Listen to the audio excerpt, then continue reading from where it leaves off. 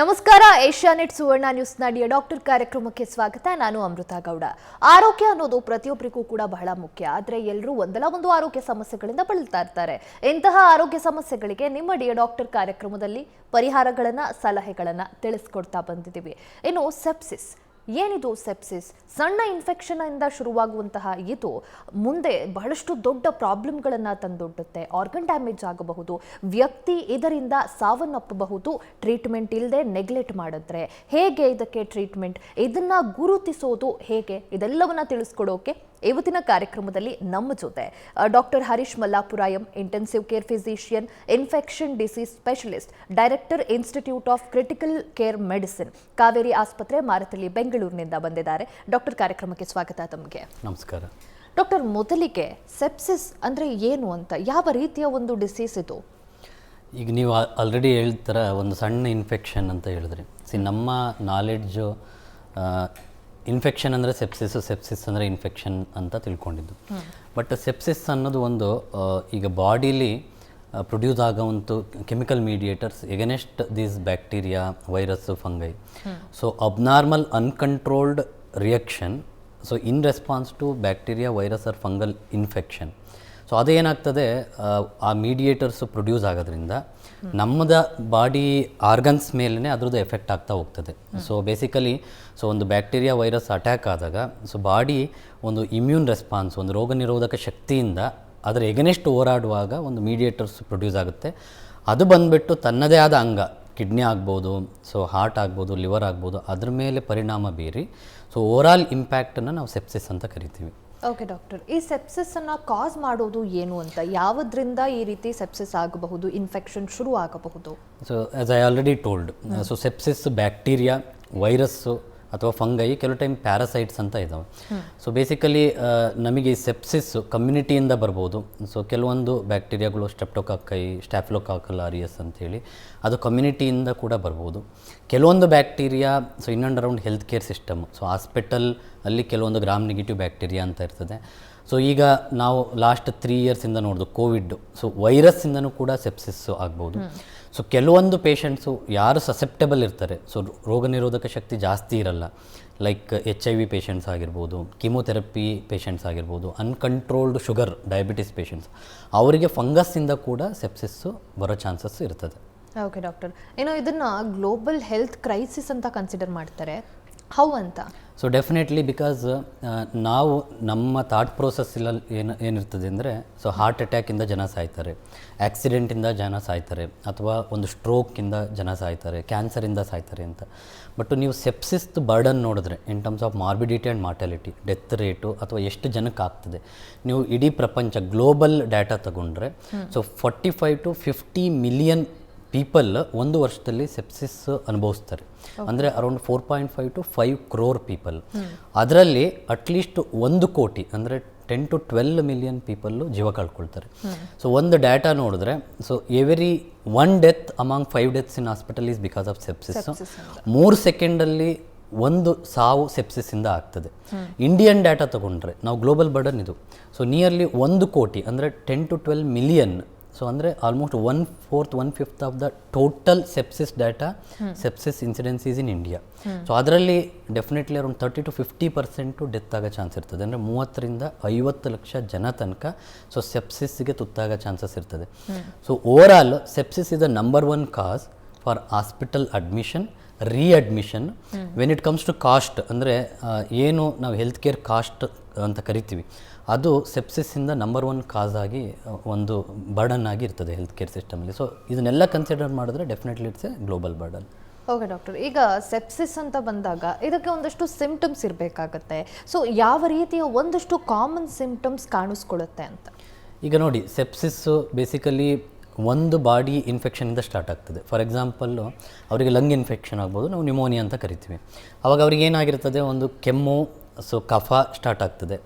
So then ಆ infection ಬಾಡಿಲೆಲ್ಲ spread ಆಗಿ ಅಬ್ನಾರ್ಮಲಿ like reaction, body reaction, immune system activation ಆಗೋದ್ರಿಂದ, ರೋಗ ನಿರೋಧಕ ಶಕ್ತಿ ಆ್ಯಕ್ಟಿವೇಟ್ ಆಗೋದ್ರಿಂದ ಆವಾಗ ಏನು ಸೆಪ್ಸಿಸ್ ಆಗ್ತದಲ್ಲ, ದೆನ್ ಅವರಿಗೆ ಸೊ ಟೆಂಪ್ರೇಚರ್ ಅಂದರೆ ಹೈ ಗ್ರೇಡ್ ಫೀವರ್ ಬರ್ಬೋದು, ಇಲ್ಲ ತುಂಬ ಬಾಡಿ ತಣ್ಣಗಾಗ್ಬೋದು. ನಾವು ಅದನ್ನು ಕೋಲ್ಡ್ ಕ್ಲಾಮಿ ಸ್ಕಿನ್ ಅಂತ ಕರಿತೀವಿ. ಆಲ್ವೇಸ್ ಫೀವರೇ ಇರಬೇಕಂತಿಲ್ಲ. ಸೊ ಅವ್ರದ್ದು ಉಸಿರಾಟದ ರೇಟ್ ಜಾಸ್ತಿ ಆಗ್ತದೆ. ಹಾರ್ಟ್ ರೇಟ್, ಪಲ್ಸ್ ರೇಟ್ ನೋಡಿದ್ರೆ ನಾರ್ಮಲಿ 70 to 80 ಇರಬೇಕು. ಸೊ ಅದು 110, 120 ಹಂಗೆ ಪಲ್ಸ್ ರೇಟ್ ಹೋಗ್ತದೆ. ತುಂಬ ಎಕ್ಸ್ಟ್ರೀಮಿಗೆ ಹೋದರೆ ಅವ್ರದ್ದು ಬಿ ಪಿ ಫಾಲ್ ಆಗ್ತದೆ. ಆಲ್ಟರ್ಡ್ ಸೆನ್ಸೋರಿಯಂ, ಬಿಕಾಸ್ ಸೆಪ್ಸಿಸ್ಸು ಅದು ಸೆಪ್ಟಿಕ್ ಶಾಕಿಗೆ ಹೋದರೆ, ಸೊ ಬಿ ಪಿ ನಾರ್ಮಲಾಗಿರಲಿಲ್ಲ ಅಂದರೆ ಅವರ ಬ್ರೈನಿಗೆ ಬ್ಲಡ್ ಸಪ್ಲೈ ಆಗಲ್ಲ. ಕೆಲವೊಂದು ಕೆಮಿಕಲ್ ಮೀಡಿಯೇಟರ್ಸ್ ಬ್ರೈನ್ ಮೇಲೆ ಇಂಪ್ಯಾಕ್ಟ್ ಮಾಡ್ತದೆ. Altered sensorium, confusion, slurring of speech. So ಸೆಪ್ಸಿಸ್ಸಿಂದ ನಾನು ಹೇಳಿದೆ ಬಿ ಪಿ ಕಮ್ಮಿ ಆಗೋದ್ರಿಂದ ಕಿಡ್ನಿಗೆ ಲೈಕ್ ಬ್ಲಡ್ ಸಪ್ಲೈ ಅಡಿಕ್ವೇಟ್ ಆಗಲ್ಲ. ಆವಾಗ ಯೂರಿನ್ ಪ್ರೊಡಕ್ಷನ್ ಕಮ್ಮಿ ಆಗ್ತದೆ. ಸೊ ಅವ್ರಿಗೇನೋ ನಾನು ಸತ್ತೇ ಹೋಗ್ತೀನೇನೋ ಅಂತ ಫೀಲಿಂಗ್ ಸ್ಟಾರ್ಟ್ ಆಗ್ತದೆ ಸೆಪ್ಸಿಸ್ಸು, ಸಿವಿಯರ್ ಸೆಪ್ಸಿಸ್, ಸೆಪ್ಟಿಕ್ ಶಾಕ್ ಹೋದಾಗ. ಸೊ ಬೇಸಿಕಲಿ ಈ ಒಂದು ಗುಣಲಕ್ಷಣಗಳನ್ನು ನಾವು ಸೊ ಇನ್ ಆ್ಯಂಡ್ ಅರೌಂಡ್ ಯಾವ್ದಾದ್ರು ಪೇಷಂಟಿಗೆ ಇದೆ, ನಮ್ಮ ನೈಬರ್ಹುಡ್ ಆಗಿರ್ಬೋದು, ಎಲ್ಲಾದರೂ ಈ ಥರ ಸಿಂಪ್ಟಮ್ಸ್ ಇದೆ ಅಂದರೆ, so then we have to get alerted. So patient might be suffering from sepsis ಅಂತ. ಓಕೆ ಡಾಕ್ಟರ್, ಈಗ ಸೆಪ್ಸಿಸ್ ಅಂತ ಬಂದಾಗ ಇದನ್ನು ಡಯಾಗ್ನೋಸ್ ಮಾಡೋ ಪ್ರೋಸೆಸ್ ಯಾವ ರೀತಿ ಇರುತ್ತೆ? ಈಗ ನಾವೇನು ಮಾಡ್ತೀವಿ, ಒಂದು ಸೋರ್ಸ್ ಐಡೆಂಟಿಫೈ ಮಾಡ್ತೀವಿ. ಓಕೆ, ಯಾವ ಆರ್ಗನ್ ಇನ್ವಾಲ್ವ್ ಆಗಿದೆ, ಇದು ಯೂರಿನ್ ರಿಲೇಟೆಡ್ ಸೆಪ್ಸಿಸ್ಸಾ, ಲೈಕ್ ಯೂರೋಸೆಪ್ಸಿಸ್ ಅಂತ ಕರಿತೀವಿ, ಅಥವಾ ಲಂಗ್ ರಿಲೇಟೆಡ್ ಇನ್ಫೆಕ್ಷನ್ನ, ನ್ಯೂಮೋನಿಯಾ ಆಗಿರ್ಬೋದು, ಅಥವಾ ಮೆನಿಂಜೈಟಿಸ್, ಬ್ರೈನ್ ರಿಲೇಟೆಡ್ ಇನ್ಫೆಕ್ಷನ್. ಕೆಲವೊಂದು ಅನ್ಕಂಟ್ರೋಲ್ಡ್ ಡಯಾಬಿಟಿಕ್ ಪೇಷಂಟ್ಸಲ್ಲಿ ಏನಾಗ್ತದೆ ಅಂದರೆ, ಸೊ ಅವರಿಗೆ ಒಂದು ಸ್ಕಿನ್ ಸಾಫ್ಟ್ ಟಿಶ್ಯೂ ಇನ್ಫೆಕ್ಷನ್, ಎಲ್ಲೋ ಒಂದು ಸಣ್ಣದಾಗಿ ಏಟ್ ಮಾಡ್ಕೊಂಡಿರ್ತಾರೆ, ಅಲ್ಲಿಂದ ಒಂದು ಇನ್ಫೆಕ್ಷನ್ ಸ್ಟಾರ್ಟ್ ಆಗ್ತದೆ. ಫಸ್ಟು ಸೋರ್ಸ್ ಆರ್ಗನ್ ಇನ್ವಾಲ್ವ್ಡು ಯಾವ ಆರ್ಗ್ಯಾನಿಸಮಿಂದ ಆಗಿದೆ, ಬ್ಯಾಕ್ಟೀರಿಯಾನೋ ವೈರಸ್ಸೋ ಅಂತೇಳಿ ನಮ್ಮ ಕ್ಲಿನಿಕಲ್ ನಾಲೆಡ್ಜ್ ಮೇಲೆ ಒಂದು ಥಾಟ್ ಪ್ರೊಸೆಸ್ ಇರ್ತದೆ. ದೆನ್ ಏನು ಮಾಡ್ತೀವಿ, ಕೆಲವೊಂದು ಬ್ಲಡ್ ಟೆಸ್ಟ್ ಮಾಡ್ತೀವಿ. ನಿಮಗೆ ಗೊತ್ತಿರ್ಬೋದು, ಬಿಳಿ ರಕ್ತ ಕಣಗಳು, WBC ಅಂತ ಕರಿತೀವಿ. ಅದು ಎಷ್ಟಿದೆ, 4000ದಿಂದ 12000 ಒಳಗಿರಬೇಕು. 4000ದಿಂದ ಕೆಳಗೆ ಬಂದ್ರೂ ಸೆಪ್ಸಿಸ್ ಇರೋ ಚಾನ್ಸ್ ಇರುತ್ತೆ, 12000 ಮೇಲೋದ್ರೂ. ಕೆಲವೊಂದು ಮಾರ್ಕರ್ಸ್ ಇರುತ್ತೆ, C reactive protein, procalcitonin. So along with that ನಾವೇನು ಮಾಡ್ತೀವಿ ಅಂದರೆ ಒಂದು ಕಲ್ಚರ್ ಅಂತ ಕಳಿಸ್ತೀವಿ. ಬ್ಲಡ್ ಕಲ್ಚರ್ ಅಂದರೆ ಆರ್ಗ್ಯಾನಿಸಮ್ ಬ್ಲಡ್ಡಲ್ಲಿ ಇದೆಯಾ. ಆಮೇಲೆ ಆ ವೂಂಡಿಂದ ಒಂದು ಪಸ್ ಇದ್ದರೆ ಪಸ್ಸನ್ನು ಕಳಿಸ್ತೀವಿ, ಕಫಾ ಟೆಸ್ಟಿಗೆ ಕಳಿಸ್ತೀವಿ. ಬ್ರೈನ್ ಆದರೆ ಒಂದು ಸೆರೆಬ್ರೋಸ್ಪೈನಲ್ ಫ್ಲೂಯಿಡ್ ಅಂತ ಕಳಿಸ್ತೀವಿ, ಯೂರಿನ್ ಟೆಸ್ಟಿಗೆ ಕಳಿಸ್ತೀವಿ. So basically clinical knowledge, biochemical test investigation, ಕೆಲವು ಟೈಮ್ ನ್ಯೂಮೋನಿಯಾ ಇತ್ತಂದರೆ CT ಸ್ಕ್ಯಾನು, ಎಕ್ಸ್ರೇ ಮಾಡ್ತೀವಿ. So imaging technology. ಸೊ ಇವೆಲ್ಲದನ್ನು ಕ್ಲಬ್ ಮಾಡಿ, ಸೊ ನಾವು ಒಂದು ಓಕೆ ಪೇಷಂಟ್ಗೆ ಸೆಪ್ಸಿಸ್ ಇದೆ, ಯಾವುದರಿಂದ ಸೆಪ್ಸಿಸ್ ಇದೆ ಅಂತ ಡಯಾಗ್ನೋಸ್ ಮಾಡಲಿಕ್ಕೆ ಹೆಲ್ಪ್ ಆಗ್ತದೆ.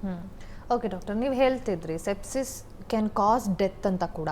ಸೊ ಈ ರೀತಿ ಸೆಪ್ಸಿಸ್ ಅಂತ ಬಂದಾಗ ಎಷ್ಟು ಸ್ಟೇಜಸ್ ಇದೆ ಇದರಲ್ಲಿ?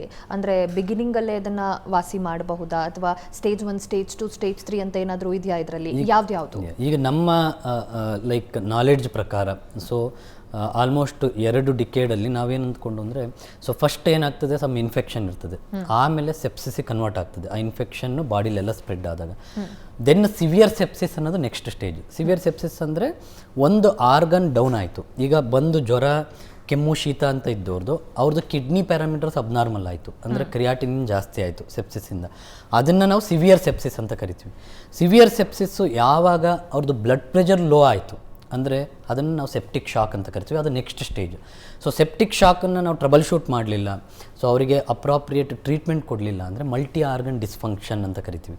So sepsis, severe sepsis, septic shock, multi organ dysfunction, ಅದನ್ನೂ ನಾವು ಟ್ಯಾಕಲ್ ಮಾಡಲಿಲ್ಲ ಅಂದರೆ ಲೈಕ್ ಡಯಾಲಿಸಿಸ್ ಬೇಕಾಗ್ಬೋದು, ಲಿವರ್ ಫೇಲ್ಯೂರ್ ಆದರೆ ಅದಕ್ಕೆ ಸಪೋರ್ಟ್ ಮಾಡಬೇಕು, ಅವ್ರದ್ದು ಪ್ಲೇಟ್ಲೆಟ್ ಕಮ್ಮಿ ಇರ್ಬೋದು, ಬ್ಲೀಡಿಂಗ್ ಚಾನ್ಸಸ್ ಇರ್ಬೋದು, ಬ್ಲಡ್ ಪ್ರಾಡಕ್ಟ್ಸ್ ಕೊಡಬೇಕಾಗ್ತದೆ. ಅಥವಾ ಅವ್ರದ್ದು ಉಸಿರಾಟ ಸರಿಯಿಲ್ಲ ಅಂದರೆ ಫಸ್ಟ್ ಆಕ್ಸಿಜನ್ ಹಾಕ್ತೀವಿ, ಇಲ್ಲಾಂದರೆ ವೆಂಟಿಲೇಟರ್ ಕನೆಕ್ಟ್ ಮಾಡ್ತೀವಿ. ಮಲ್ಟಿ ಆರ್ಗನ್ ಡಿಸ್ಫಂಕ್ಷನಲ್ಲಿ ಆರ್ಗನ್ ಸಪೋರ್ಟ್ ಮಾಡಲಿಲ್ಲ ಅಂದರೆ death. So these are the different stages in relation to severity. ಆ ಸಿವಿಯಾರಿಟಿ ಜಾಸ್ತಿ ಆದಂಗೂ ಕೂಡ ಡೆತ್ ರೇಟ್, ಮಾರ್ಟಾಲಿಟಿ ರೇಟು ಕೂಡ ಜಾಸ್ತಿ ಆಗ್ತಾ ಹೋಗ್ತದೆ. ಓಕೆ ಡಾಕ್ಟರ್, ಈಗ ಇನ್ಫೆಕ್ಷನ್ ಅಂತ ಬಂದಾಗ ಸೆಪ್ಸಿಸ್ಸೇ ಅದು ಅಂತ ತಿಳ್ಕೊಬಹುದಾ, ಅಥವಾ ಕಾಮನ್ ಇನ್ಫೆಕ್ಷನ್ ಕೂಡ ಬೇರೆ ಆಗಿರುತ್ತೆ, ಸೆಪ್ಸಿಸಿಗೆ ಅದು ಟರ್ನ್ ಆಗುತ್ತೆ ಅಂತ ಏನಾದರೂ ಡಿಫ್ರೆನ್ಸ್ ಇದೆಯಾ ಅಂತ? ಡೆಫಿನೆಟ್ಲಿ. ಈಗ ನಾನು ಹೇಳಿದ ಥರ ಆಲ್ರೆಡಿ ಅವರಿಗೆ ನೀವು ಒಂದು ಕಾಮನ್ನಾಗಿ ಕಾಳೋದು ಲೈಕ್ ಕೇಳಿರ್ಬೋದು, ಸೋರ್ ಥ್ರೋಟ್ ಆಗಿದೆ, ಅಪ್ಪರ್ ರೆಸ್ಪಿರೇಟರಿ ಟ್ರ್ಯಾಕ್ಟ್ ಇನ್ಫೆಕ್ಷನ್ ಆಗಿದೆ. ಸೊ ಅದು ಲೈಕ್ ಬ್ಲಡ್ಡಲ್ಲಿ ಎಲ್ಲೂ ಬಾಡಿಗೆ ಸ್ಪ್ರೆಡ್ ಆಗಿರಲ್ಲ, ಇಟ್ಸ್ ಅ ಲೋಕಲೈಸ್ಡ್ ಇನ್ಫೆಕ್ಷನ್. ಇಲ್ಲ ಒಂದು ಸ್ಕಿನ್ ಸಾಫ್ಟ್ ಟಿಶ್ಯೂ ಇನ್ಫೆಕ್ಷನ್, ಅವರಿಗೆ ಡಯಾಬಿಟಿಕ್ ಫೂಟ್ ಅಂತ ಕರಿತೀವಿ, ಆ ಥರ ಆಗಿರ್ಬೋದು. ಅದು ಲೋಕಲೈಸ್ಡ್ ಇನ್ಫೆಕ್ಷನ್ ಆಗಿರ್ತದೆ. ಅದನ್ನೇನೋ ಒಂದು ಡೆಬ್ರೈಟ್ ಮಾಡಿ ಅಲ್ಲಿಗೆ ಒಂದು ಆಯಿಂಟ್ಮೆಂಟ್ ಹಾಕಿ ಅದು ಟ್ರೀಟ್ಮೆಂಟ್ ಆದರೆ, ಗುಣ ಆದರೆ ಅದು ಅಲ್ಲಿಗೆ ನಿಲ್ತದೆ. ಬಟ್ ಅವ್ರಿಗೆ ಅಲ್ಲಿ ನಿಲ್ಲಿಲ್ಲ, ಸೊ ಅದು ಲೈಕ್ ರೆಸ್ಪಾಂಡ್ ಆಗ್ತಾ ಇಲ್ಲ, ಪದೇ ಪದೇ ಕೆಮ್ಮು ಜಾಸ್ತಿ ಆಗ್ತಾ ಇದೆ, ಕಫ ಜಾಸ್ತಿ ಆಗ್ತದೆ, ಹೈ ಗ್ರೇಡ್ ಫೀವರ್ ಬರ್ತಾ ಇದೆ. ಸೊ ಅದೆಂದರೆ ಆ ಸ್ಟೇಜಲ್ಲಿ ಅದು ಲೋಕಲೈಸ್ಡ್ ಇನ್ಫೆಕ್ಷನಿಂದ ಸೆಪ್ಸಿಸ್ಸಿಗೆ ಟರ್ನ್ ಆಗ್ತಾ ಇದೆ ಅಂತೇಳಿ. So infection is needed to diagnose, but all infections we can't tag it as a sepsis kind of this one. So ಅದನ್ನು ನಾವು ಡಿಫರೆನ್ಷಿಯೇಟ್ ಮಾಡಬೇಕಾಗ್ತದೆ. ಓಕೆ ಡಾಕ್ಟರ್, ನೋಡ್ತಾ ಇದ್ದೀರಲ್ಲ ವೀಕ್ಷಕರೇ, ಸೆಪ್ಸಿಸ್ ಅಂದರೆ ಏನು? ತುಂಬ ಜನಕ್ಕೆ ಈ ಸೆಪ್ಸಿಸ್ ಏನು ಅನ್ನೋದೇ ಗೊತ್ತಿರಲ್ಲ. ಬಟ್ ಸೆಪ್ಸಿಸ್ ಅಂದರೆ ಇನ್ಫೆಕ್ಷನ್ನಿಂದ ಶುರುವಾಗುವಂಥದ್ದು ಸೆಪ್ಸಿಸ್ಗೆ ಟರ್ನ್ ಆಗುತ್ತೆ. ಮಲ್ಟಿ ಆರ್ಗನ್ ಫೇಲ್ಯೂರ್ ಕೂಡ ಆಗುತ್ತೆ ಈ ಸೆಪ್ಸಿಸ್ ಅನ್ನೋದು ಹೆಚ್ಚಾದರೆ ಅನ್ನೋದನ್ನು ಡಾಕ್ಟರ್ ನಿಮಗೆ ತಿಳಿಸ್ಕೊಡ್ತಾ ಬಂದಿದ್ದಾರೆ. ಸೊ ನಿಮ್ಗೆ ಯಾರಿಗಾದರೂ ಈ ಬಗ್ಗೆ ಡೌಟ್ ಇದೆ, ಸೆಪ್ಸಿಸ್ ಬಗ್ಗೆ ತಿಳ್ಕೋಬೇಕು, ಇನ್ನು ನನಗೂ ಈ ಥರ ರಿಪೀಟೆಡ್ ಇನ್ಫೆಕ್ಷನ್ ಆಗ್ತಿದೆ, ನಂಗೆ ಗೊತ್ತಿಲ್ಲ ಏನಾಗ್ತಿದೆ ಅಂತ ಅಂದರೆ ಕರೆ ಮಾಡಿ. ಸ್ಕ್ರೀನ್ ಮೇಲೆ ನಂಬರ್ ಕಾಣ್ತಾ ಇದೆ, ಡಾಕ್ಟರ್ ಜೊತೆ ನೀವು ಮಾತಾಡಬಹುದು. ಎಸ್ ಡಾಕ್ಟರ್, ಈಗ ಈ ಒಂದು ಸೆಪ್ಸಿಸ್ ಅಂತ ಹೇಳ್ತಿದ್ದೀರಾ, ಅದು ತುಂಬ ಜನಕ್ಕೆ ಗೊತ್ತಾಗಲ್ಲ. ಯಾಕಂದರೆ ನಾರ್ಮಲ್ ಇನ್ಫೆಕ್ಷನ್ ಅಂತ ಅನ್ಕೋತಾರೆ, ಅದು ಸೆಪ್ಸಿಸಿಗೆ ಟರ್ನ್ ಆಗುತ್ತೆ ಅನ್ನೋ ವಿಚಾರ ಕೂಡ ಅವ್ರಿಗೆ ಗೊತ್ತಿರಲ್ಲ. ಸೊ ಇಫ್ ನೆಗ್ಲೆಕ್ಟೆಡ್ ಆಗುವಂತಹ ಒಂದಷ್ಟು ಅನಾಹುತಗಳು ಅಥವಾ ಬೇರೆ ಏನಾದರೂ ಮೆಡಿಕಲ್ ಡಿಸೀಸ್ ಬರೋ ಚಾನ್ಸಸ್ ಇರುತ್ತಾ ಅಂತ? ಸೊ ಈಗ ಏನಾಗ್ತದೆ, sepsis it self is N having A high mortality. ಅದನ್ನು ನಾವು ಇನ್ಫೆಕ್ಷನಿಂದ ಯಾವ ಪೇಷಂಟ್ ಸೆಪ್ಸಿಸ್ಗೆ ಮೂವ್ ಆಗ್ತಾ ಇದ್ದಾರೆ ಅಂತ ಐಡೆಂಟಿಫೈ ಮಾಡಬೇಕು. ನೀವು ಹೇಳಿದ ಥರ, ಸೊ ತುಂಬ ಜನಕ್ಕೆ ಸೆಪ್ಸಿಸ್ನ ವರ್ಡೇ ಕೇಳಿರಲ್ಲ. ಹೌದು. ಯಾಕೆ ಅಂದರೆ ಈಗ ಕಾಸ್ ಆಫ್ ಡೆತ್ ನಾವು ಒಂದು ಹಾಸ್ಪಿಟ್ಲಲ್ಲಿ ಬರೆದಾಗ ಮುಂಚೆ ಎಲ್ಲ ಅಂದರೆ okay pneumonia, urinary tract infection ಅಥವಾ ಸ್ಕಿನ್ ಸಾಫ್ಟ್ ಟಿಶ್ಯೂ ಇನ್ಫೆಕ್ಷನ್ ಅಲ್ಲಿಗೆ ನಿಲ್ಲಿಸ್ತಿದ್ದು. ಆ ಸೆಪ್ಸಿಸ್ ಅನ್ನೋ ವರ್ಡನ್ನು ಯೂಸ್ ಮಾಡ್ತಿರ್ಲಿಲ್ಲ. ಸೆಪ್ಸಿಸ್ ಅನ್ನೋದೇನು ಹೊಸ ಕಾಯಿಲೆ ಥರ ಅಲ್ಲ, ಇದು ಏಜಸ್ ಇಂದ ಇದೆ, ಬಟ್ ಅದು ಗೊತ್ತಿರಲಿಲ್ಲ. ಅಂದ್ರೆ ಆ ಟರ್ಮಿನಾಲಜಿನ ಉಪಯೋಗಿಸ್ತಿರಲಿಲ್ಲ. ಈಗ ಟರ್ಮಿನಾಲಜಿ ಯೂಸ್ ಮಾಡಿ ನಾವು ಎಷ್ಟು ಬರ್ಡನ್ ಇದೆ, ಅದ್ರದ್ದು ಏನು ಇಂಪ್ಯಾಕ್ಟ್ ಅಂತ ನೋಡ್ತಾ ಇದೀವಿ. ಸೊ ನೀವು ಕೇಳಿದ ಥರ ಲೈಕ್ ಇದ್ರ ಬರ್ಡನ್ ಅಂದರೆ ಅಲ್ಟಿಮೇಟ್ಲಿ ಡೆತ್. ಸೊ ಸಪೋಸು ನೀವು ಸೆಪ್ಸಿಸನ್ನು ಐಡೆಂಟಿಫೈ ಮಾಡಿ ಟ್ರೀಟ್ ಮಾಡಿದ್ರು ಕೂಡ ಯಾರು ಸರ್ವೈವ್ ಆಗ್ತಾರೆ, ಆಯಿತು ನಾವು ಟ್ರೀಟ್ ಮಾಡಿ ಒಂದು 15 ದಿನ 20 ದಿನ ಐ ಸಿ ಯುಲಿ ಇಟ್ಕೊಂಡು ಆಮೇಲೆ ವಾರ್ಡಿಗೆ ಶಿಫ್ಟ್ ಮಾಡಿ ಆಮೇಲೆ ಟ್ರೀಟ್ ಮಾಡಿ ಡಿಸ್ಚಾರ್ಜ್ ಮಾಡಿದ್ರು ಕೂಡ it is having a long term sequel. ಅದನ್ನು ನಾವೇನಂತ ಕರಿತೀವಿ, post sepsis syndrome or disease ಅಂತ ಕರಿತೀವಿ. ಅವಾಗ ಏನಾಗ್ತದೆ ಅವರಿಗೆ, ಸೊ ಬೇಸಿಕಲಿ ಅವ್ರ ಮನೆಗೆ ಹೋದರೂ ಕೂಡ ಸಮ್ ವೀಕ್ನೆಸ್ ಇರ್ತದೆ, ಮಸಲ್ ವೀಕ್ನೆಸ್ಸು, ಅಥವಾ ಅವರಿಗೆ ನಿದ್ದೆ ಸರಿ ಬರದೇ ಇರೋ ಚಾನ್ಸಸ್ಸು, ಮೆಮೊರಿ ಪ್ರಾಬ್ಲಮ್ಮು, ನೆನಪು ಉಳಿಯಲ್ಲ, ಆ್ಯಂಗ್ಸೈಟಿ, ನೈಟ್ ಮೇರ್ಸು, ಏನೋ ಒಂದು ಕನಸು ಬೀಳೋದು, ಕಾನ್ಸಂಟ್ರೇಟ್ ಮಾಡೋಕ್ಕಾಗಲ್ಲ. ಮಕ್ಕಳಿಗಾದರೆ ಲರ್ನಿಂಗ್ ಡಿಸ್ಯಾಬಿಲಿಟೀಸು. ಸೊ ನಾವು ಇದನ್ನು like long term sequel of sepsis. So ಇದು ಹಾಸ್ಪಿಟಲಲ್ಲಿ ಇದ್ಬಿಟ್ಟು ಗುಣ ಆದ ತಕ್ಷಣ ಅಲ್ಲಿಗೆ ಎಂಡ್ ಆಯ್ತಂತಿಲ್ಲ. ಸೊ ಅವರ functional capacity physically and physiologically also can impact.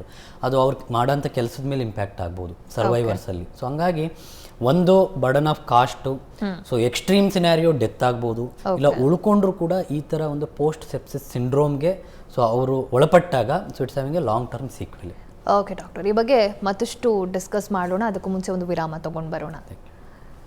ನೋಡಿದ್ರಲ್ಲ ವೀಕ್ಷಕರೇ, ಸೆಪ್ಸಿಸ್ ಬಗ್ಗೆ ಡಾಕ್ಟರ್ ತಿಳಿಸ್ಕೊಡ್ತಾ ಇದ್ದಾರೆ. ಒಂದು ಇನ್ಫೆಕ್ಷನ್ ಎಷ್ಟರ ಮಟ್ಟಿಗೆ ಮಾರಣಾಂತಿಕವಾಗಿರುತ್ತೆ ಸೆಪ್ಸಿಸ್ ಆಗಿ ಟರ್ನ್ ಆದರೆ ಅನ್ನೋದನ್ನು ಡಾಕ್ಟರ್ ಹೇಳ್ತಾ ಹೋಗ್ತಾ ಇದ್ದಾರೆ. ಸೊ ನಿಮ್ಮಲ್ಲೂ ಯಾರಾದರೂ ಈ ರೀತಿ ತೊಂದರೆಗೆ ಒಳಗಾಗಿದ್ರೆ, ಅದ್ರ ಬಗ್ಗೆ ತಿಳ್ಕೋಬೇಕು ಏನು ಅಂತ ಇದ್ದರೆ ಸ್ಕ್ರೀನ್ ಮೇಲೆ ನಂಬರ್ ಕಾಣ್ತಾ ಇದೆ, ಕರೆ ಮಾಡಿ ಡಾಕ್ಟರ್ ಜೊತೆ ನಮ್ಮ ಕಾರ್ಯಕ್ರಮದಲ್ಲಿ ಮಾತಾಡಬಹುದು. ಅದಕ್ಕೂ ಮುಂಚೆ ಒಂದು ಪುಟ್ಟ ವಿರಾಮ ತಗೊಂಡು ಬರೋಣ.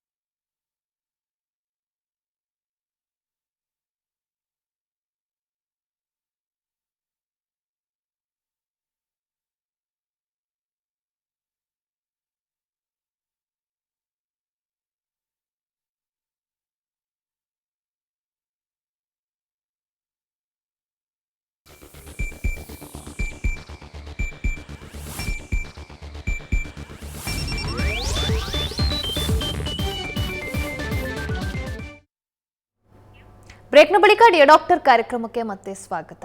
ಈಗಾಗಲೇ ವೀಕ್ಷಕರೇ ಡಾಕ್ಟರ್ ಸಾಕಷ್ಟು ಮಾಹಿತಿಯನ್ನು ತಿಳಿಸ್ಕೊಡ್ತಾ ಇದ್ದಾರೆ. ಸೆಪ್ಸಿಸ್ ಅಂದರೆ ಒಂದು ಇನ್ಫೆಕ್ಷನ್, ಸಾಧಾರಣ ಹುಣ್ಣಿಂದ ಆ ಒಂದು ಪಸ್ ಏನಿರುತ್ತೆ ಅದು ಸ್ಪ್ರೆಡ್ ಆಗ್ತಾ ಹೋದರೆ ಅದೇ ಸೆಪ್ಸಿಸ್ನ ಸ್ಟೇಜಸ್ ಅನ್ನೋದನ್ನು ಕೂಡ ಡಾಕ್ಟರ್ ಹೇಳ್ತಾ ಹೋಗ್ತಾ ಇದ್ದಾರೆ. ಅದು ಸ್ಪ್ರೆಡ್ ಆಗಿ ಬೇರೆ ಆರ್ಗನ್ಸ್ಗೆ ಹೋಗಿ ಈ ಸೆಪ್ಸಿಸ್ಗೆ ಕಾರಣವಾಗುತ್ತೆ. ಸೊ ಈ ಬಗ್ಗೆ ಮತ್ತಷ್ಟು ಡೀಟೇಲ್ಸನ್ನು ಡಾಕ್ಟರಿಂದನೇ ತಿಳ್ಕೊಳ್ಳೋಣ. ಡಾಕ್ಟರ್, ಈಗ ಸೆಪ್ಸಿಸ್ ಅಂತ ಬಂದಾಗ ಹೂ ಈಸ್ ಮೋರ್ ಸಸೆಪ್ಟಿಬಲ್ ಅಂತ ಈ ಸೆಪ್ಸಿಸ್ ಒಳಗಾಗಿರ್ತಾರೆ ಅನ್ನೋದು? ಈಗ ಒಂದು ಯಾರಲ್ಲಿ ಇಮ್ಯುನಿಟಿ ಇರಲ್ಲ, ಸೊ ಇಮ್ಯುನೋ ಕಾಂಪ್ರಮೈಸ್ಡ್ ಅಂತ ಕರಿತೀವಿ. ಲೈಕ್ ಅವರು ಕ್ರೋನಿಕ್ ಡಯಾಬಿಟಿಸ್ ಆಗಿರ್ಬೋದು, ಅವ್ರದ್ದು HbA1c ಅಂತ ಏನು ಕರಿತೀವಿ ಅದು 9, 10, 12, so uncontrol diabetes.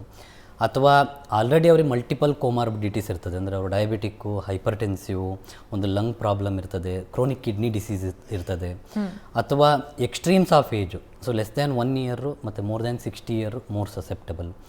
HIV AIDS ಪೇಷಂಟ್ಗಳು, ಸೊ ಟ್ರಾನ್ಸ್ಪ್ಲಾಂಟೇಷನ್ ಆಗಿರ್ತದೆ, ಕೆಲವರಿಗೆ ಪೋಸ್ಟ್ ಲಿವರ್ ಟ್ರಾನ್ಸ್ಪ್ಲಾಂಟೇಷನ್ ಆಗಿರ್ಬೋದು, ಬೋನ್ ಮ್ಯಾರೋ ಟ್ರಾನ್ಸ್ಪ್ಲಾಂಟೇಷನ್ ಆಗಿರ್ಬೋದು, ಈಗ ನಾವು ಬ್ಲಡ್ ಕ್ಯಾನ್ಸರ್, ಲುಕೀಮಿಯಾ ಅಂತ ಕರಿತೀವಿ, ಅವರಲ್ಲಿ ರೋಗ ನಿರೋಧಕ ಶಕ್ತಿನೇ ಇರಲ್ಲ. ಸೊ ಅಂಥವರು more susceptible for having this sepsis. ಅವರಿಗೆ ಒಂದು ಸಣ್ಣ ಇನ್ಫೆಕ್ಷನ್ನು, ಮೇ ಬಿ ಶೀತ, ಕೆಮ್ಮು, ಜ್ವರ ಜಸ್ಟ್ ಸ್ಟಾರ್ಟ್ ಆಗಿರ್ಬೋದು, it may rapidly progress to sepsis because they are more prone. ಅವರಲ್ಲಿ ರೋಗ ನಿರೋಧಕ ಇಮ್ಯುನಿಟಿ ಅಷ್ಟು ಇರಲಿಕ್ಕಿರಲ್ಲ. ಸೊ ಹಂಗಾಗಿ they can have a sepsis more commonly. Okay doctor, general ಆಗಿ ಇದು ಎಲ್ಲಿಂದ ಶುರು ಆಗಬಹುದು ಅಂತ ಡಾಕ್ಟರ್ ಸೆಪ್ಸಿಸ್ಸು? ಈಗ ನಾನು ಆಗಲೇ ತಿಳಿಸ್ಕೊಟ್ಟಂಗೆ, ಒಂದು ಈಗ ಶೀತ, ಕೆಮ್ಮು, ಜ್ವರ, ಸೊ ಆಮೇಲೆ ಅಲ್ಲಿಂದ ಅದು ನ್ಯೂಮೋನಿಯಾ ಆಗ್ತದೆ. ಸೊ ನ್ಯೂಮೋನಿಯಾ ಟ್ರೀಟ್ ಆಗಲಿಲ್ಲ ಟೈಮ್ಲಿ ಮ್ಯಾನರಲ್ಲಿ ಅಂದರೆ ಅದು ಸೆಪ್ಸಿಸ್ ಆಗ್ಬೋದು. ಇಲ್ಲ, ಸೊ ಅನ್ಕಂಟ್ರೋಲ್ಡ್ ಶುಗರ್ ಇರ್ತದೆ, ಅವ್ರೇನೋ ಕೆಲಸ ಮಾಡುವಾಗ ಏನೋ ಒಂದು ಕಾಲಿಗೆ ಒಂದು ಗಾಯ ಆಗ್ತದೆ. ಸೊ ಆ ಗಾಯ ಆಗಿದ್ದು ಶುಗರ್ ಕಂಟ್ರೋಲ್ ಇದ್ದರೆ, ಸೊ ನಾವು ಮಿನಿಮಲ್ ಆ್ಯಂಟಿಬಯೋಟಿಕ್ಕಲ್ಲಿ ಅದು ಕ್ಯೂರ್ ಆಗ್ತದೆ. ಶುಗರ್ ಕಂಟ್ರೋಲ್ ಇರಲ್ಲ, ಸೊ ಆ್ಯಂಟಿಬಯೋಟಿಕ್ಗೆ ಯಾವುದೇ ಒಂದು ಸಣ್ಣ ಇನ್ಫೆಕ್ಷನ್ನು ರೆಸ್ಪಾಂಡ್ ಮಾಡಲ್ಲ, ಪಸ್ ಕಲೆಕ್ಟ್ ಆಗ್ತದೆ. ನಾವು ಆ ಪಸ್ಸನ್ನು ಟೈಮ್ಲಿ ಮ್ಯಾನರಲ್ಲಿ ಡೆಬ್ರೈಡ್ ಅಂದರೆ ಅದನ್ನು ತೆಗಿಬೇಕು, ಆಸ್ಪಿರೇಟ್ ಮಾಡಬೇಕು, ಇಲ್ಲ ಅದನ್ನು ಡ್ರೆಸ್ಸಿಂಗ್ ಮಾಡಿ ತೆಗಿಬೇಕು, ಲೋಕಲ್ ಅಲ್ಲಿಗೆ ಆ್ಯಂಟಿಬಯೋಟಿಕ್ ಹಾಕಬೇಕು, ಇಂಜೆಕ್ಟೇಬಲ್ ಆ್ಯಂಟಿಬಯೋಟಿಕ್ ಹಾಕಬೇಕು. ಸೊ ಅದು ಆಗಲಿಲ್ಲ ಟೈಮ್ಲಿ ಮ್ಯಾನರಲ್ಲಿ, ಅಂದರೆ ಟೈಮಿಗೆ ಸರಿಯಾಗಿ ಕೊಡಲಿಲ್ಲ ಅಂದರೆ ಅದು ಸೆಪ್ಸಿಸ್ ಆಗಿ ಕನ್ವರ್ಟ್ ಆಗೋ ಚಾನ್ಸ್ ಇರ್ತದೆ. ಸೊ ಅದೇ ಥರ ಯೂರಿನ್ ಇನ್ಫೆಕ್ಷನ್ನು, ಈಗ ಫೀಮೇಲ್ಸಲ್ಲಿ so urine infection more common. So ಅವರು ಅದನ್ನು ನೆಗ್ಲೆಕ್ಟ್ ಮಾಡಿದ್ರು, ಜ್ವರ ಬರ್ತಾ ಇದೆ, ಯೂರಿನೇಟ್ ಮಾಡುವಾಗ ಬರ್ನಿಂಗ್ ಯೂರಿನೇಷನ್ ಇದೆ, ಸೊ ಅಂಥದನ್ನು ನೆಗ್ಲೆಕ್ಟ್ ಮಾಡಿದ್ರೆ ಅದು ಯೂರಿನ್ ಇನ್ಫೆಕ್ಷನ್ ಇರೋದು ಯೂರೋಸೆಪ್ಸಿಸ್, ಯೂರಿನ್ ರಿಲೇಟೆಡ್ ಸೆಪ್ಸಿಸ್ ಆಗಿ ಕನ್ವರ್ಟ್ ಆಗ್ಬೋದು, ಕಿಡ್ನಿಲಿ ಪಸ್ ಆಗ್ಬೋದು, ಪೈಲೋನೆಫ್ರೈಟಿಸ್ ಅಂತ ಕರಿತೀವಿ. ಸೊ ಇನಿಷಿಯಲ್ ಸ್ಟೇಜಸ್ಸಲ್ಲಿ ಯಾವ ಆರ್ಗನ್ಗೆ ಫಸ್ಟ್ ಅಫೆಕ್ಟ್ ಆಗಿದೆ, ಇನ್ ಅಂಡ್ ಅರೌಂಡು ನಾವು ಅದಕ್ಕೆ ಸಪೋರ್ಟಿವ್ ಆಗಿ ಇಮಿಡಿಯೇಟ್ ಟ್ರೀಟ್ಮೆಂಟ್ ಮಾಡಿದ್ರೆ, ಅಪ್ರೋಪ್ರಿಯೇಟ್ ಟ್ರೀಟ್ಮೆಂಟ್ ಮಾಡಿದ್ರೆ ಸೆಪ್ಸಿಸ್ಸಿಗೆ ಹೋಗೋದನ್ನು ಪ್ರಿವೆಂಟ್ ಮಾಡ್ಬೋದು. ಓಕೆ ಡಾಕ್ಟರ್, ಈ ಸೆಪ್ಸಿಸ್ ಅನ್ನೋದು ಒಬ್ಬರಿಂದ ಒಬ್ಬರಿಗೆ ಏನಾದರೂ ಕನ್ವರ್ಟ್ ಆಗುತ್ತಾ, ಟ್ರಾನ್ಸ್ಫರ್ ಆಗುತ್ತಾ ಅಂತ? ಅದು ಒಬ್ಬರಿಂದ ಒಬ್ಬರಿಗೆ ಹರಡುತ್ತೆ ಇಲ್ಲ ಅನ್ನೋದು depends upon where it started. ನಾನು ಹೇಳಿದ ಥರ ನ್ಯೂಮೋನಿಯಾ ಆದರೆ, ಸೊ ಈಗ ವೈರಲ್ ನ್ಯೂಮೋನಿಯಾ, ಇನ್ಫ್ಲೂಯೆನ್ಸ್ H1N1 ಆಗಿರ್ಬೋದು, ಡೆಫಿನೆಟ್ಲಿ ಅದು ಒಬ್ಬರಿಂದ ಒಬ್ಬರಿಗೆ ಹರಡ್ತದೆ. ಸೊ ಅಥವಾ ಬ್ಯಾಕ್ಟೀರಿಯಲ್ ನ್ಯೂಮೋನಿಯಾ ಕೂಡ, ಸೊ ಅವರು ಕೆಮ್ಮಿದಾಗ, ಸೊ ಡ್ರಾಪ್ಲೆಟ್ ಆಗಿರ್ಬೋದು, ಇಲ್ಲ ಕಫ ಟಚ್ ಮಾಡಿ ಬೇರೆಯವರು ಇನ್ನೊಬ್ಬರು ಅವ್ರು ಇನ್ ಅಂಡ್ ಅರೌಂಡ್ ಏರ್ವೇ ಅಥವಾ ಬಾಯಿ ಮೂಗತ್ರ ಇಟ್ಕೊಳ್ಳೋದ್ರಿಂದ, ಸರಿನಾ, ಇಲ್ಲ airborne spread. So pneumonia definitely spread infection from 1% to other person. So ಅದೇ ಥರ ಪಸ್ ಇದೆ, ಸೊ ನಾವು ಅದನ್ನು ಕ್ಲೀನಾಗಿ ಹ್ಯಾಂಡ್ಲ್ ಮಾಡಲಿಲ್ಲ, ಎಸೆಪ್ಟಿಕ್ ಪ್ರಿಕಾಷನ್ ತೊಗೊಳ್ಳಿಲ್ಲ, ಸೊ ಇನ್ನೊಬ್ಬರು ಸಸೆಪ್ಟೆಬಲ್ ಪಾಪ್ಯುಲೇಷನ್, ಇಮ್ಯುನೋ ಕಾಂಪ್ರಮೈಸ್ಡ್ ಪೇಷಂಟ್ ಇದ್ದರೆ ಅದು ಒಬ್ಬರಿಂದ ಒಬ್ಬರಿಗೆ ಸ್ಪ್ರೆಡ್ ಆಗುತ್ತೆ. ಸೊ ಗಟ್ ಅಂದರೆ ಈಗ ಏನಂತೀವಿ ಗ್ಯಾಸ್ಟ್ರೋಎಂಟ್ರೈಟಿಸು, ಸೊ ಹೊಟ್ಟೆಯಿಂದ ಸೆಪ್ಸಿಸ್ ಸ್ಟಾರ್ಟ್ ಆಗಿದೆ ಅಂದರೆ ಲೂಸ್ ಮೋಷನ್ನು, ವೊಮಿಟಿಂಗು ಅಂದರೆ ಬೇದಿ ವಾಂತಿ ಎಲ್ಲ ಸ್ಟಾರ್ಟ್ ಆಗಿ ಅದರಿಂದ ಗಟ್ ಇನ್ಫೆಕ್ಷನ್ ಇಂದ ಸೆಪ್ಸಿಸ್ ಆಗಿದೆ ಅಂದರೆ ಅದು ಕೂಡ ಒಬ್ಬರಿಂದ ಒಬ್ಬರಿಗೆ ಸ್ಪ್ರೆಡ್ ಆಗುತ್ತೆ. ಓಕೆ ಡಾಕ್ಟರ್, ಈ ಬಗ್ಗೆ ಮತ್ತಷ್ಟು ಮಾಹಿತಿಯನ್ನು ತಿಳಿಸ್ಕೊಡಿ. ಮತ್ತೊಂದು ಬ್ರೇಕ್ ತಗೊಂಡ್ಬರೋಣ. ಡಿಯರ್ ಡಾಕ್ಟರ್ ಕಾರ್ಯಕ್ರಮ ಮುಂದುವರಿಯುತ್ತೆ ಮತ್ತೊಂದು ಪುಟ್ಟ ವಿರಾಮದ ಬಳಿಕ.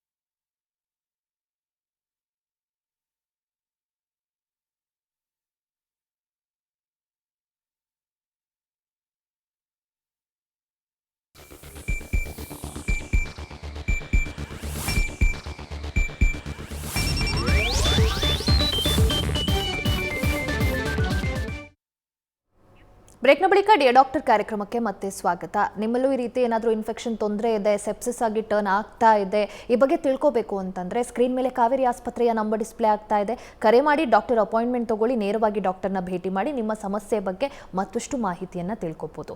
ಎಸ್ ಡಾಕ್ಟರ್, ಈಗ ನಾರ್ಮಲ್ ಪೇಷಂಟ್ಸ್ಗೂ ಪ್ರೆಗ್ನೆಂಟ್ ಪೇಷಂಟ್ಸ್ಗೂ ಕೂಡ ಈ ಸೆಪ್ಸಿಸ್ ಇದ್ದಾಗ ಏನಾದರೂ ಡಿಫ್ರೆನ್ಸ್ ಇರುತ್ತಾ?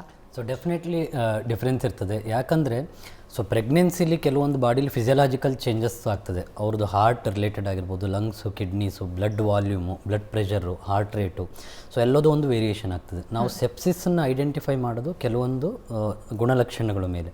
ಸೊ ಆ ಪ್ರೆಗ್ನೆನ್ಸಿಲಾಗಿರೋ ಚೇಂಜಸ್ಸಿಂದ ಅವರಲ್ಲಿ ಅದು ಸಿಂಪ್ಟಮ್ಸ್ ಇದೆಯೋ ಅಥವಾ ಸೆಪ್ಸಿಸ್ಸಿಂದನೇ ಇದೆಯೋ ಅದು ಕಂಡುಹಿಡಿಯೋದು ಒಂದು ಕಷ್ಟ. ಆಮೇಲೆ ಪ್ರೆಗ್ನೆನ್ಸಿಲಿ ಒಂದು ಹಾರ್ಮೋನಲ್ ಚೇಂಜಸ್ ಆಗೋದ್ರಿಂದ ಅವರು ಕೂಡ ಸೆಪ್ಸಿಸ್ಸಿಂದ ಬೇಗನೆ ಡಿಟೋರಿಯೇಟ್ ಆಗೋ ಚಾನ್ಸ್ ಇರ್ತದೆ. ಸೊ ಅಲಾಂಗ್ ವಿತ್ ದಟ್ ಇನ್ನೊಂದೇನೆಂದರೆ, ಈಗ ಸೆಪ್ಸಿಸ್ ಅಂತ ಐಡೆಂಟಿಫೈ ಮಾಡಿದ್ರೂ ಕೂಡ ಕೆಲವೊಂದು ಇಂಜೆಕ್ಷನ್ನು, ಹೈಯರ್ ಆ್ಯಂಟಿಬಯೋಟಿಕ್ಸು, ಓಕೆ, ಕೆಲವೊಂದು ಆ್ಯಂಟಿವೈರಲ್ಸು ಇದನ್ನು ಅವ್ರಿಗೆ ಕೊಡ್ಲಿಕ್ಕೆ ಬರಲ್ಲ. ಏಕೆಂದರೆ ಅಲ್ಲಿ ನಾವು ಪ್ರೆಗ್ನೆನ್ಸಿಲಿ ಒಂದು ಮದರು, ಇನ್ನೊಂದು ಬೇಬಿ, ಸೊ ಎರಡನ್ನೂ ಒಂದು ಟಾರ್ಗೆಟ್ ಮಾಡಿ ಟ್ರೀಟ್ಮೆಂಟ್ ಕೊಡಬೇಕಾಗ್ತದೆ. ಸೊ ನಾವು ಏನೇ ಒಂದು ಔಷಧಿ ಕೊಟ್ಟರು ಅದು ಪ್ಲಾಸೆಂಟಾ ಮೂಲಕ ಬೇಬಿಗೆ ರೀಚ್ ಆಗ್ತದೆ. ಅದರಿಂದ ಒಂದು ಟೆರಟೋಜೆನಿಸಿಟಿ ಆಗ್ಬೋದು, ಅಂದರೆ ಆ ಮಗು ಹುಟ್ಟುದು ಮತ್ತು ಅದರ ಬೆಳವಣಿಗೆ ಮೇಲೆ ಪರಿಣಾಮ ಬೀರ್ಬೋದು. ಸೊ ಅದನ್ನು ನಾವು ಓವರಾಲ್ ಪ್ರೆಗ್ನೆನ್ಸಿ ಇನ್ಫೆಕ್ಷನ್ನ ನಾವೇನಂತ ಕರಿತೀವಿ, ಪ್ಯೂರ್ಪ್ಯೂರಿಯಲ್ ಸೆಪ್ಸಿಸ್ ಅಂತ ಕರಿತೀವಿ. ಓಕೆ, ಸೊ ಅವರು ಪ್ರೆಗ್ನೆಂಟ್ ಆಗಿದ್ದಾಗ ಆಗಿರ್ಬೋದು, ಚೈಲ್ಡ್ ಬರ್ತ್ ಆದಾಗ ಅಥವಾ ಚೈಲ್ಡ್ ಬರ್ತ್ ಆಗಿ ಅಪ್ ಟು 6 ವೀಕ್ಸ್ ತನಕನೂ ಆ ಇನ್ಫೆಕ್ಷನನ್ನು ಪ್ಯೂರ್ಪ್ಯೂರಿಯಲ್ ಸೆಪ್ಸಿಸ್ ಅಂತ ಕರಿತೀವಿ. It is a very huge burden in Indian scenario. So safe child birth practice ಇಲ್ಲ, ಸೊ ಎಸೆಪ್ಟಿಕ್ ಪ್ರಿಕಾಷನ್ಸ್ ತೊಗೊಳ್ಳಿಲ್ಲ, ಪ್ಲಾಸೆಂಟಾ ರಿಟೈನ್ ಆಯಿತು ಒಳಗಡೆ, so or pregnancy related urinary tract infection ಆಗ್ಬೋದು, ಅಥವಾ ಕೋರಿಯೋಆಮ್ನೈಟಿಸ್ ಅಂತ ಇದೆ ಅದರಿಂದ ಆಗ್ಬೋದು, ವೂಂಡ್ ಇನ್ಫೆಕ್ಷನ್ ಆಗ್ಬೋದು. All these things are the reason for pregnancy and sepsis. So definitely that entity is more risk prone, so in terms of morbidity and mortality. Okay doctor, ಇನ್ನು ಈಗ treatment options ಅಂತ ಬಂದರೆ ಸೆಪ್ಸಿಸ್ಗೆ ಇರುವಂತಹ treatment ಆಪ್ಷನ್ಗಳು ಯಾವ್ದು? ಒಂದು ಏನಂದರೆ, ನಾವು ಬೇಗ ಐಡೆಂಟಿಫೈ ಮಾಡಿ ಅವ್ರನ್ನ ಅಪ್ರೋಪ್ರಿಯೇಟಾಗಿ ರೆಫರ್ ಮಾಡಬೇಕು. ಬಿಕಾಸ್ ಸೆಪ್ಸಿಸ್ಸಲ್ಲಿ 1 ಗಂಟೆ ಡಿಲೇ ಆಯಿತು ಟ್ರೀಟ್ಮೆಂಟ್ ಇನಿಷಿಯೇಟ್ ಮಾಡಲಿಕ್ಕೆ ಅಂದರೆ 8ರಿಂದ 10% ಅವ್ರದ್ದು ಡೆತ್ ರೇಟ್, ಮಾರ್ಟಾಲಿಟಿ ಇನ್ಕ್ರೀಸ್ ಆಗುತ್ತೆ 1 ಅವರ್ ಡಿಲೇ ಆದರೂ ಕೂಡ. ಸೊ ಹಂಗಾಗಿ ಇದು ಪೇಷಂಟು ಸೆಪ್ಸಿಸ್ ಇದೆಯೋ ಇಲ್ಲೋ ಅಂತ ಗೊತ್ತಾಯಿತು, ಇಲ್ಲ ಕನ್ಫ್ಯೂಷನ್ ಇದೆ, ಸೊ ಇದು ಏನಂತ ಗೊತ್ತಾಗ್ತಾ ಇಲ್ಲ, ಹಾರ್ಟ್ ರೇಟ್ ಜಾಸ್ತಿ ಇದೆ, ಹೈ ಗ್ರೇಡ್ ಫೀವರ್ ಇದೆ, ಸೊ ಸರಿ ಮಾತಾಡ್ತಾ ಇಲ್ಲ, ಯೂರಿನ್ ಔಟ್ಪುಟ್ ಕಮ್ಮಿ ಆಗ್ತಾ ಇದೆ, ಅಥವಾ ಲೈಕ್ ಟೆಂಪ್ರೇಚರ್ ಎಲ್ಲ ತುಂಬ ಕಮ್ಮಿ ಆಗ್ತಾಯಿದೆ, ಮಾಟ್ಲಿಂಗ್ ಅಂತ ಕರಿತೀವಿ. ಸೊ ಇಮಿಡಿಯೇಟ್ ರೆಫರ್ ಮಾಡಬೇಕು, ದಟ್ ಈಸ್ ಫಸ್ಟ್ ಥಿಂಗ್. ಇಲ್ಲ ನಮ್ಮ ಡೆತ್ ರೇಟ್ ಇನ್ಕ್ರೀಸ್ ಆಗ್ತಾ ಹೋಗ್ತದೆ. ಸೊ ಅದ್ರ ಜೊತೆ ನಾವು ಟ್ರೀಟ್ಮೆಂಟ್ ಅಂದರೆ ಫಸ್ಟ್ ನಾನು ಹೇಳಿದೆ, ಅದು ಸೋರ್ಸ್ ಎಲ್ಲಿಂದ, ಸೊ ನ್ಯೂಮೋನಿಯಾನ ಸೊ ಆ್ಯಂಟಿಬಯೋಟಿಕ್ ಕೊಡಬೇಕು, ಅದನ್ನು ಸರ್ಜರಿಗೆ ತೊಗೊಂಡು ಸೋರ್ಸ್ ಕಂಟ್ರೋಲ್ ಮಾಡಬೇಕು, ಎಲ್ಲಿಂದ ಆರಿಜಿನ್ ಆಗಿದೆ. ಅಪ್ರಾಪ್ರಿಯೇಟ್ ಹೈಯರ್ ಆ್ಯಂಟಿಬಯೋಟಿಕ್ ಕೊಡಬೇಕು. ಅವ್ರದ್ದು BP ಲೋ ಇರ್ತದೆ, IV ಫ್ಲೂಯಿಡ್ ಕೊಡಬೇಕು ನಾವು ಅವರಿಗೆ. ಸೊ ಅದು ಲೈಕ್ BP ಮೇಲೆ ಬರಲಿಲ್ಲ, ಸೊ ಫ್ಲೂಯಿಡಲ್ಲೂ ಕೂಡ ಒಂದು ಕೆಲವೊಂದು ಮೆಡಿಸಿನ್ನ ಸ್ಟಾರ್ಟ್ ಮಾಡಿ BP ಮೇಂಟೈನ್ ಮಾಡಬೇಕು. BP ಮೇಂಟೈನ್ ಆಗಲಿಲ್ಲ ಅಂದರೆ ಅದರ ಇಂಪ್ಯಾಕ್ಟು ಎಲ್ಲ ಆರ್ಗನ್ಸ್ ಮೇಲೂ ಬೀಳುತ್ತೆ. ಯಾಕಂದರೆ ಬ್ಲಡ್ ಸಪ್ಲೈ ಸರಿಯಾಗಲ್ಲ, ಕಿಡ್ನಿ ಹೋಗ್ತದೆ, ಅವಾಗ ಯೂರಿನ್ ಔಟ್ಪುಟ್ ಕಮ್ಮಿ ಆಗ್ತದೆ, ಡಯಾಲಿಸಿಸ್ ಬೇಕಾಗ್ತದೆ. So multi organ support with monitoring, heart rate, BP, temperature, ಉಸಿರಾಟ, ಆಕ್ಸಿಜನ್ ಸ್ಯಾಚುರೇಷನ್ನು. ಈಗ ಸ್ಯಾಚುರೇಷನ್ ಕಮ್ಮಿ ಆಯಿತು ಅಂದರೆ ವೆಂಟಿಲೇಟರ್ ಬೇಕು ಅವರಿಗೆ. So all these therapies we need to do for a sepsis, severe sepsis, septic shock. Okay doctor, ಇನ್ನು ಇದನ್ನು ಪ್ರಿವೆಂಟ್ ಮಾಡೋದು ಹೇಗೆ, ಆ್ಯಂಡ್ ಯಾವಾಗ ಒಬ್ಬ ಪೇಷಂಟ್ ಒಂದು ಟೆರ್ಷರಿ ಕೇರ್ ಹಾಸ್ಪಿಟಲ್ಸ್ನ ರೀಚ್ ಆಗಬೇಕಾಗತ್ತೆ? ಈಗ ಪ್ರಿವೆಂಟಿವ್ ಆಸ್ಪೆಕ್ಟ್ಸ್ ಫಾರ್ ಸೆಪ್ಸಿಸ್ ಅಂದರೆ ಕೆಲವೊಂದು ವ್ಯಾಕ್ಸಿನೇಷನ್, ಇಮ್ಯುನೈಸೇಷನ್, ಅಂದರೆ ಈಗ ಸಸೆಪ್ಟೆಬಲ್ ಇಮ್ಯುನೋ ಕಾಂಪ್ರಮೈಸ್ಡ್ ಪೇಷಂಟ್ಸ್ ಏನಿರ್ತದೆ, ವಯಸ್ಸಾದವ್ರು ಇರ್ಬೋದು, ಅಥವಾ ಅವರು ಕ್ರೋನಿಕ್ ಡಯಾಬಿಟಿಕ್ ಆಗಿರ್ತಾರೆ, COPD ಪೇಷಂಟ್ಸ್ ಆಗಿರ್ತಾರೆ, ಅವರು ಒಂದು ನ್ಯೂಮೋಕಾಕಲ್ಲು, ಸೊ ಫ್ಲೂ ಶಾಟ್ ಅಂತ ಕರಿತೀವಿ, ಇನ್ಫ್ಲುಯೆನ್ಸಾ ವ್ಯಾಕ್ಸಿನ್ಸು ಇದನ್ನೆಲ್ಲ ಹಾಕ್ಕೋಬೇಕಾಗ್ತದೆ. Sugar control is very very important. Smoking, alcohol ಬಿಡಬೇಕು. ಸೊ ಸ್ಮೋಕಿಂಗಿಂದ more prone for pneumonia and all. So good nutrition, so moderate exercise, okay. So safe hand hygiene very very important. ನಾವು ಕೋವಿಡಲ್ಲಿ ನೋಡ್ದು already. So hand hygiene, mask ಹಾಕ್ಕೊಳ್ಳೋದು if you are moving in a public area, ಅಥವಾ ಎಲ್ಲಿ ಪೇಷಂಟ್ಸಿಗೆ infection ಆಗಿರ್ಬೋದು, ಅಥವಾ endemic area ಅಂತ ಕರಿತೀವಿ, ಸೊ ಅಲ್ಲಿ ಅಪ್ರೋಪ್ರಿಯೇಟ್ ಪ್ರಿಕಾಷನ್ ಮಾಡಬೇಕಾಗ್ತದೆ. Clear drinking water, safe drinking water, ಮತ್ತು ಬರ್ತ್ ಪ್ರಾಕ್ಟೀಸಸ್ ನಾನು ಹೇಳಿದೆ, ಡೆಲಿವರಿ ಪ್ರಾಕ್ಟೀಸಸ್ ಇನ್ನು ವಿಲೇಜಲ್ಲೂ ಕೂಡ. So safe clean birth means delivery practices ಇಲ್ಲ. ಸೊ ಅದನ್ನೆಲ್ಲ ನಾವು ಅಪ್ಗ್ರೇಡ್ ಮಾಡಿಕೊಂಡ್ರೆ definitely we can avoid sepsis. So ಅವರು any of the warning signs, high grade fever ಇದೆ, 48 ಅವರ್ಸ್ ಆದರೂ ಕಂಟ್ರೋಲ್ ಆಗ್ತಾ ಇಲ್ಲ, ಯೂರಿನ್ ಔಟ್ಪುಟ್ ಕಮ್ಮಿ ಆಗ್ತಾ ಇದೆ, ಅಬ್ನಾರ್ಮಲ್ ಬಿಹೇವಿಯರು, ಸ್ಲರಿಂಗ್ ಸ್ಪೀಚ್ ಇದೆ. ಸೊ ಅಥವಾ ಉಸಿರಾಟದ ತೊಂದರೆ. ನಾರ್ಮಲಿ ನಾವು 18ರಿಂದ 20 ಸಾರಿ ಉಸಿರಾಡ್ತೀವಿ, ಅದು 30-35 ಸಾರಿ ಒಂದು ನಿಮಿಷದಲ್ಲಿ ಆಗ್ತಾ ಇದೆ. ಹಾರ್ಟ್ ರೇಟು 100 ಮೇಲೆ ಹೋಗ್ತಾ ಇದೆ. ಮನೆಯಲ್ಲೇ ಬಿ ಪಿ ಮಾನಿಟರ್ ಇಟ್ಕೊಂಡು ಬಿ ಪಿ ಲೈಕ್ 100, 120, 90 ಕೆಳಗಡೆ ಬರ್ತಾ ಇದೆ ಅಂದರೆ ಡೆಫಿನೆಟ್ಲಿ ಇಮಿಡಿಯೇಟ್ಲಿ ಅವರು ಒಂದು ಟೆರ್ಷರಿ ಕೇರ್ ಸೆಂಟರ್ನ ರೀಚ್ ಆಗಿ so they need to get a good treatment in a timely manner.